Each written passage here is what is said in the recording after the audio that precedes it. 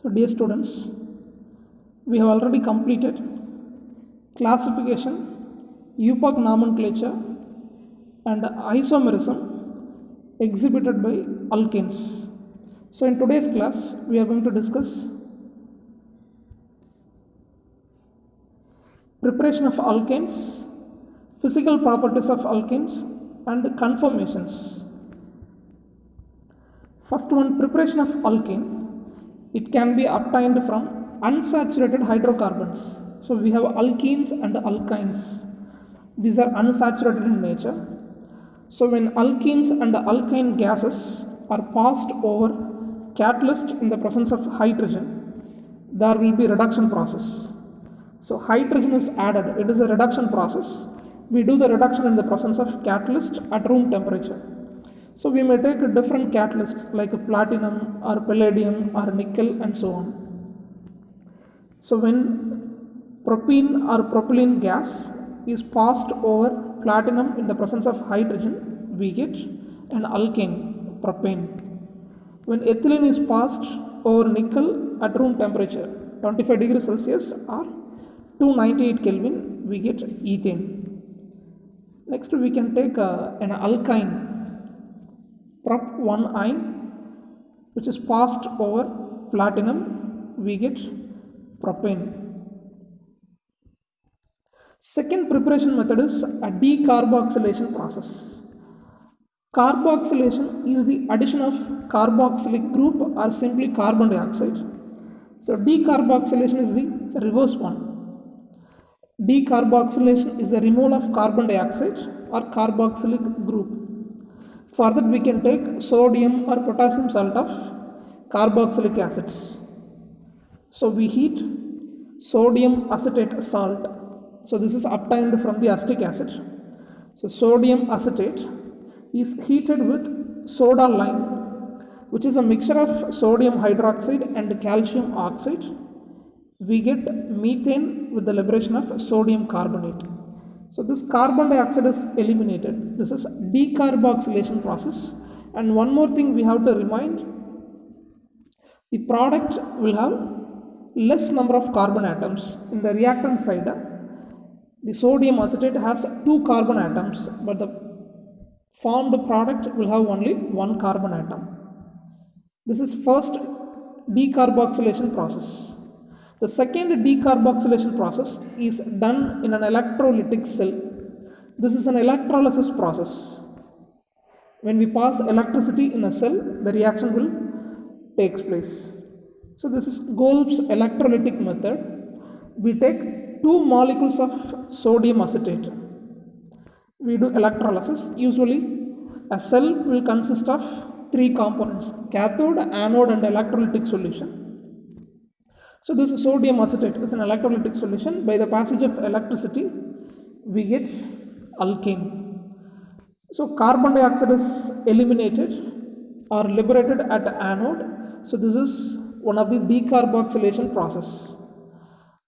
And ethane is liberated at the anode. Hydrogen and sodium hydroxide is liberated at cathode. And this is a decarboxylative dimerization process, because each sodium acetate has only 1 methyl group. But what about the product? Product has 2 methyl groups. Ethane has 2 methyl groups. So this is a dimerization process via decarboxylation. So this is a decarboxylative dimerization process. Then third preparation method, using alkyl halides. So we can take an alkyl halide. This is propyl chloride or chloropropane. This is reduced. Addition of hydrogen is the reduction process. For reduction, we need a reducing agent. We can take zinc hydrochloric acid or zinc acetic acid or lithium aluminum hydride or a zinc copper couple in ethanol. So any one reducing agent can be taken. The alkyl halide is reduced into alkane. So chloropropane is reduced into propane. The next, preparation of alkane by Wood's reaction. Okay. So take 2 molecules of alkyl halide. Bromomethane, common name methyl bromide. We take two molecules which is treated with sodium metal. There is a liberation of sodium bromide. So we get ethane. So Wood's reaction is one of the reactions to prepare higher members. Higher alkanes can be prepared. In the reactant side, we have only one carbon. You take methyl bromide, only one carbon is there, but product has two carbon atoms. So higher number of alkanes can be prepared using Wood's reaction. Next, Korehouse mechanism. So for this preparation method, we need dimethyl cuprate. So lithium dimethyl cuprate is used along with ethyl bromide. So here also we get higher members. In the reactant side, we have only two carbon atoms. Ethyl group containing two carbon atoms. The produced alkane has three carbon atoms. So higher members can be prepared by this. Next, using Grignard reagent, how can we prepare it?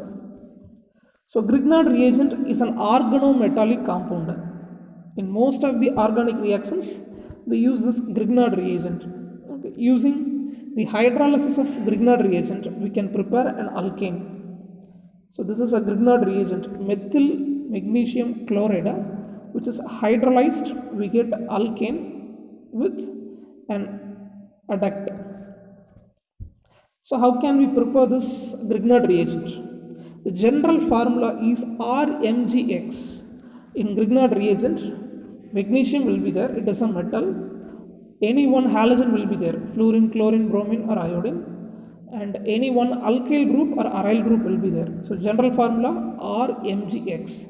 R may be any alkyl or aryl group, methyl, ethyl, phenyl, and so on. Halogen may be chlorine, bromine, fluorine, iodine, whatever it may be. So we can prepare a Grignard reagent by mixing an alkyl halide with magnesium in the presence of dry ether. So methyl chloride combines with magnesium in the presence of dry ether, we get methyl magnesium chloride. This is the Grignard reagent. Hydrolysis of Grignard reagent will give you alkane. So with this preparation of alkane over, next we move into the physical properties of alkanes. What is the physical state of alkanes? First four members are present in gaseous state at room temperature. First four members of alkane are in gaseous state: methane, ethane, propane, butane. So these four members are in gaseous state. Next, in the homologous series, alkane with carbon 5 to 17, like pentane, hexane, heptane, octane, nonane, decane, like that, up to 17 carbon atoms in the alkane. Due to increased molecular mass, they are in the liquid state. So lower members are gaseous. Then alkanes with 5 to 17 carbon atoms will be in liquid state. The higher members will be in the solid state. Alkane with 18 carbon atoms and above will be in the solid state at room temperature. Next, what about the solubility? So as we studied in the 9th lesson, non-polar solvent is utilized for dissolving non-polar compound. So the alkanes are non-polar in nature. It can be dissolved only in non-polar solvents like benzene or ether, carbon tetrachloride, chloroform, and so on. So alkanes are soluble only in non-polar solvents or organic solvents. It is insoluble in water because water is a polar solvent. So non-polar solute can be dissolved in non-polar solvent. Next, density of alkane. So the property is totally different. Water is a polar substance, alkane is a non-polar substance. So due to that, both are becoming immiscible liquids. Like oil and water, alkane and water will not be mixed. They are immiscible liquids. You will get two layers. One is alkane organic layer, another one is aqueous layer. So what about the variation in the density? Water is having more density. Okay, so the more dense water molecule will be at the bottom. When you mix alkane with water, due to more density, water will be formed at the bottom. It is called the aqueous layer. And alkane has a lower density, so it will float on the top of water. It is called the organic layer.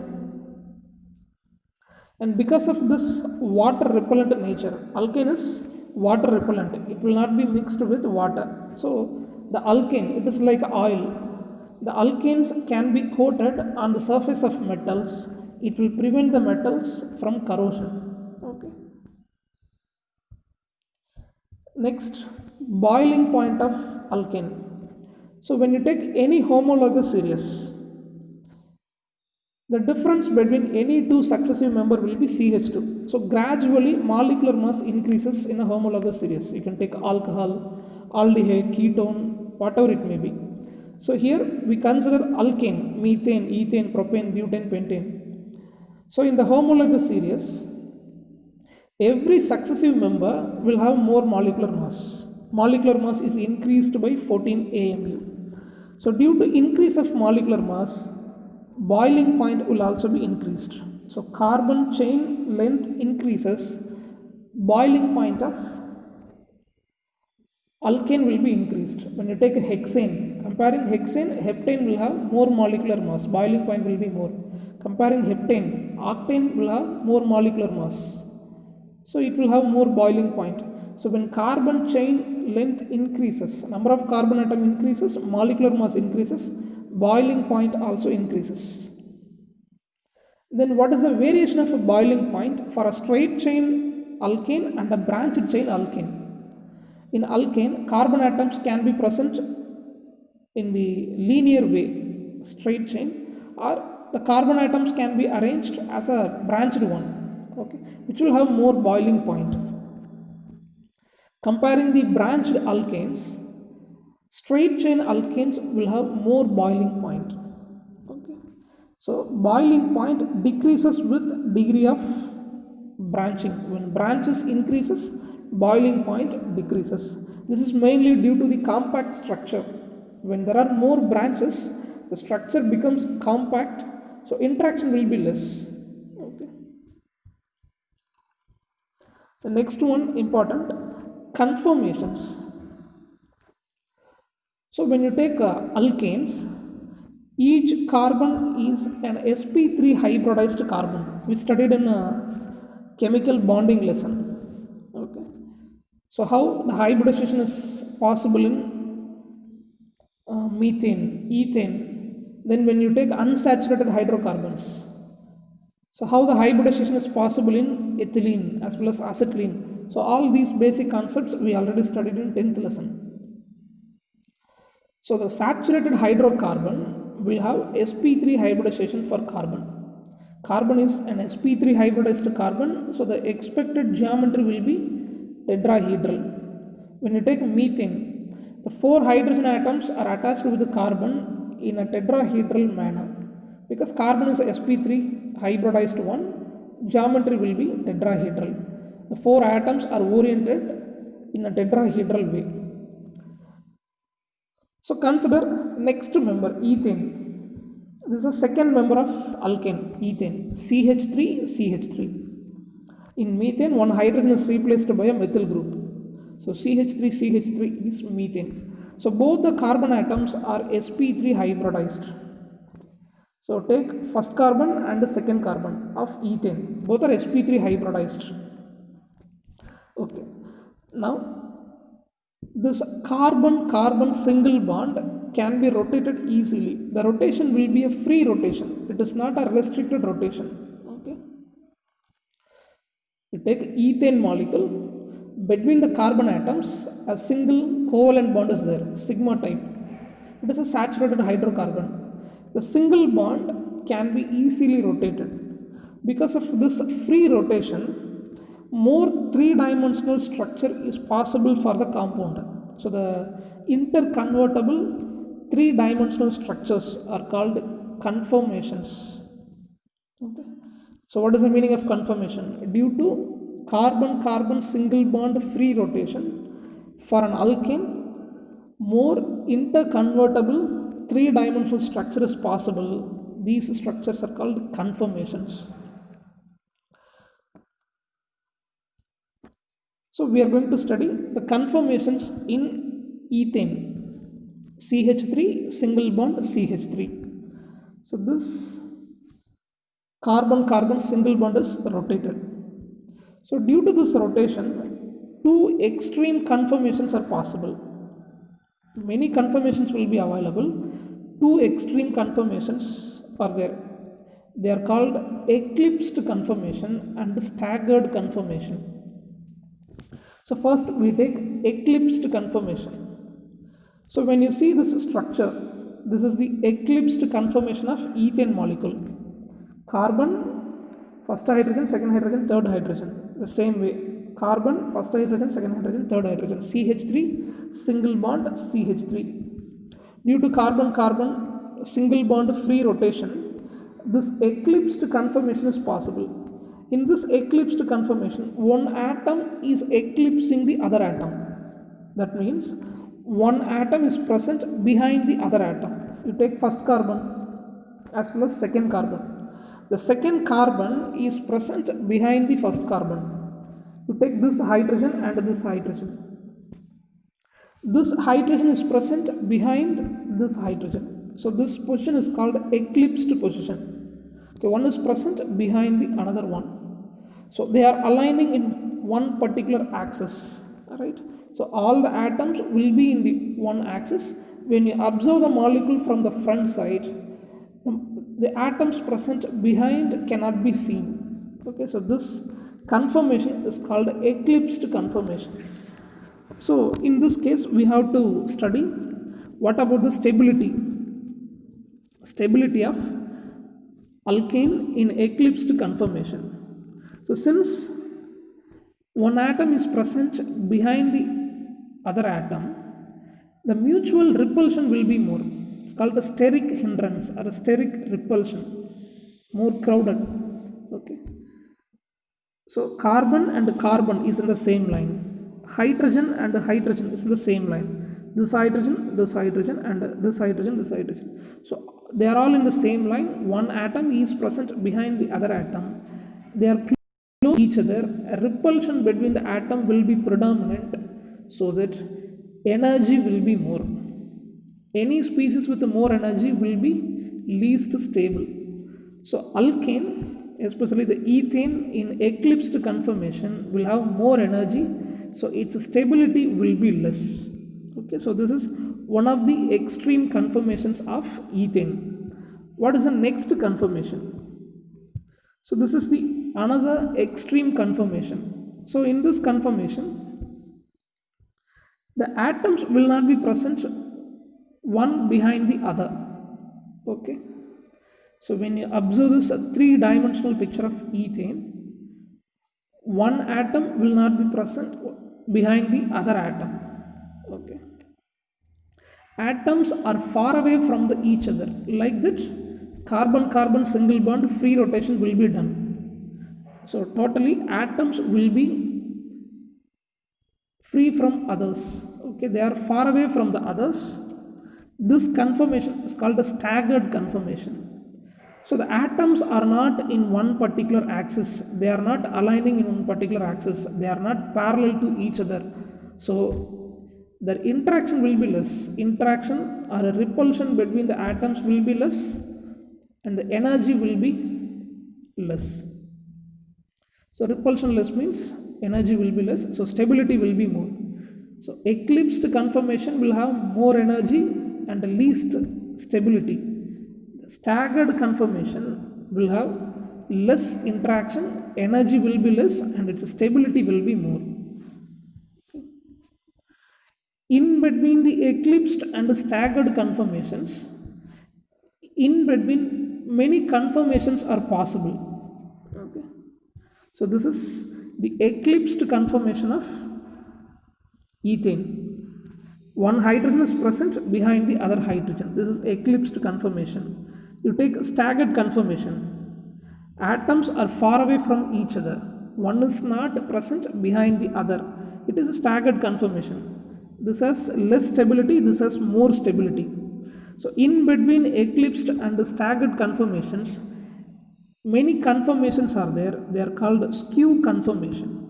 Okay. Skew conformation is the conformations of an alkane in between extreme conformations eclipsed and staggered respectively. So this is Newman projection. So two-dimensional picture of an ethane molecule. Okay, so we have a different structures, 2D structures, Newman projection, Fisher projection, and so on. In 11th lesson, we already studied how to express a molecule, how to draw a structure for a molecule. So we have two extreme conformations for ethane, eclipsed and staggered. In between, many conformations are available. They are called skew conformation. This is more stable, this is least stable. Okay. Now there is an order of stability. What is the order of stability of ethane? So due to less energy, staggered conformation is more stable. Comparing that, interaction will be more, repulsion will be more, so it has more energy and less stability. Comparing the skew, eclipsed conformation will have more repulsion, more energy, so this is least stable in nature. And the potential energy difference is an important one. Between the eclipsed conformation and the staggered conformation of ethane, the potential energy difference is around 12.5 kilojoule per mole. The next question. Explain the conformations in N-butane. So ethane CH3, CH3. What about butane? CH3, CH2, CH2, CH3. Okay. So if you take ethane, one hydrogen atom is replaced by a methyl group in both the carbon atoms. Two carbon atoms in ethane, CH3, CH3. So hydrogen is replaced by methyl group on both the carbon atoms, we get butane. What is the structural formula? CH3, CH2, CH2, CH3. What about the conformations? The same thing. Two extreme conformations are possible, eclipsed conformation and staggered conformation. Another name for staggered conformation is anti-conformation. Okay. There are three possible eclipsed conformations. So this is Newman projection of N-butane. Eclipsed conformations are given here. Okay, three possible eclipsed conformations. Now hydrogen is present behind the methyl. The methyl group is present behind the methyl. Okay, and first and third structure will have the difference in this position. So these are all possible eclipsed conformations due to carbon-carbon single bond rotation between second and third carbon. So carbon-carbon single bond rotation is possible between second and third carbon. So there are three possible eclipsed conformations. You take the second structure, one methyl is present behind the another methyl. They are in the same axis. One is present behind the other means repulsion will be more, energy will be more. So eclipsed conformation will be a least stable conformation. Next, this is staggered conformation. So another extreme conformation of N-butane is staggered conformation. Here also three possibilities. Okay, you can check the arrangement of atoms and groups in 3 dimensions. There is a slight variation, but one atom or group is far away from the other. So this is a staggered conformation. One is not present behind the other. So 3 possible staggered conformations are given here. So repulsion will be less, energy will be less. So stability of N-butane will be more in staggered conformations. So a potential energy diagram is given. With the help of a diagram, you can identify easily. See, fully eclipsed. So y-axis represents potential energy. So comparing fully eclipsed, the staggered conformation has low energy, so below 5. Okay, but fully eclipsed around 17. Okay, around 17 potential energy.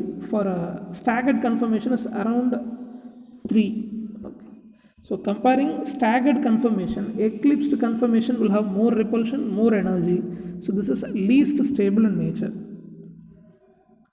So in today's class we have completed preparation of alkanes, physical properties of alkanes, and the conformations. Okay, so these structures are called conformers. So conformations in alkane and conformations in butane, N-butane, we have completed. Tomorrow we will start chemical properties of alkanes. Thank you.